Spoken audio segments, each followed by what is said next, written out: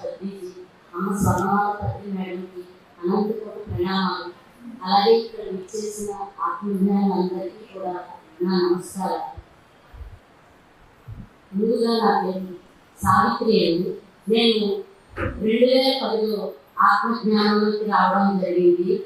అది మా శిష్యు ద్వారా రావడం జరిగింది. అప్పటి నుంచి కూడా నేను ధ్యానం చేస్తూనే ఉన్నాను. ధ్యానం వల్ల చాలా లాభాలు ఉన్నాయి. ఎప్పుడూ ఆనందంగానే ఉంటాను. అలాగే మొక్కల గురించి కూడా చెప్పారు. మొక్కల వల్ల మనకు చాలా ఉపయోగాలు ఉన్నాయి.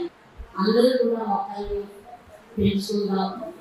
ఆ చెట్టు ఉన్నాయి, అటువంటి చెట్టుని మనం మొక్కల్ని పెంచుకుందాం. చెట్లు నరకద్దు. శ్వాస మీదనే శ్వాసతో ఉన్నాము, ధ్యానులం అవుదాము. శ్వాసతో ఉన్నాము, ధ్యానులం అవుదాము, ధ్యానులం అవుదాము. నువ్వెవరో తెలుసుకో, నిన్నే నిత్యం గుర్తించు, గుర్తించు, గుర్తించు. శ్వాసతో ఉన్నాము, ధ్యానులం అవుదాము.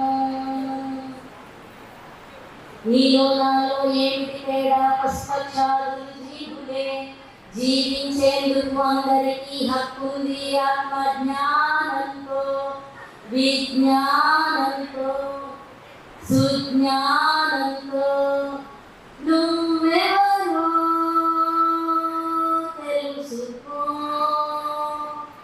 నిన్నే నిత్యం గుర్తించు, గుర్తించు.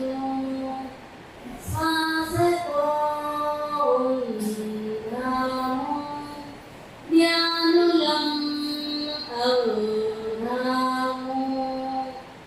శ్వాసతో ఉన్నాము, ధ్యానులం అవుదాము, ధ్యానులం అవుదాము, ధ్యానులం అవుదాము.